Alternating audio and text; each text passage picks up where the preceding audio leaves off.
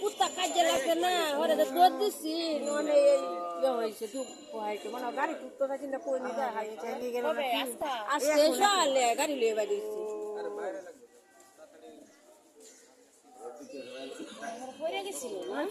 কেউ নাই রাস্তা গেছিল কেউ নাই মানুষ এই দুধ দেওয়া